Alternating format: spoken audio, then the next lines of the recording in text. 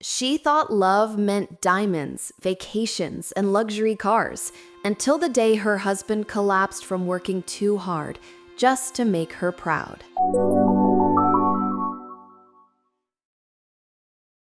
My name is Sarah. I am 27 years old. I've been married to Adam for 6 years now. Adam isn't rich. He doesn't wear fancy suits. He doesn't drive a luxury car. He doesn't own a big house. But he has something much greater: a heart full of love and patience. Every morning he wakes up early, makes coffee for both of us, and kisses my forehead before leaving for work. He always says the same words: "Take care of yourself, Sarah. I'll be home soon." Adam works as a mechanic. His job is hard, his hands are rough, his clothes often covered in oil and dust. But when he walks through the door at night, he always smiles, as if the world never made him tired. I work in an office. I have a good job. I earn more than he does. And at first, I didn't care. But slowly, something inside me began to change. I started comparing our lives to others. I saw my friends showing their diamond rings, their new handbags, their shiny cars. Their husbands took them on vacations. And I started wondering, why can't Adam give me that? One night, I asked him, "Adam, don't you ever think of doing something better? Maybe start your own business?" He looked down, silent for a few seconds, then said softly, "I don't know how, but I'll try." From that day, Adam began to work even harder. He fixed cars all day, and at night he took extra shifts at a small restaurant. He barely slept. He barely ate. Yet every time I asked if he was okay, he only smiled and said, "I'm fine." Weeks passed. I noticed he was getting thinner. His eyes looked tired. But I stayed silent. Deep down, I thought, at least now he's trying. Then one evening, he didn't come home at his usual time.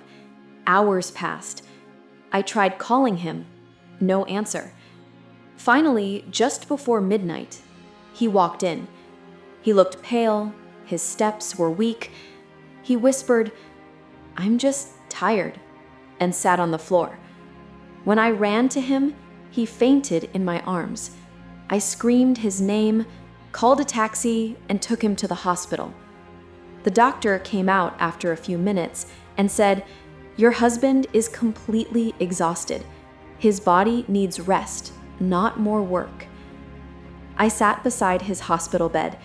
His face was calm, his eyes closed, his hands covered with tiny scratches. I held his hand and cried silently. For the first time, I saw what I had done. After a while, he opened his eyes slowly. He looked at me and smiled weakly. "Hey, don't cry," he whispered. "I just wanted you to be proud of me." Those words shattered me.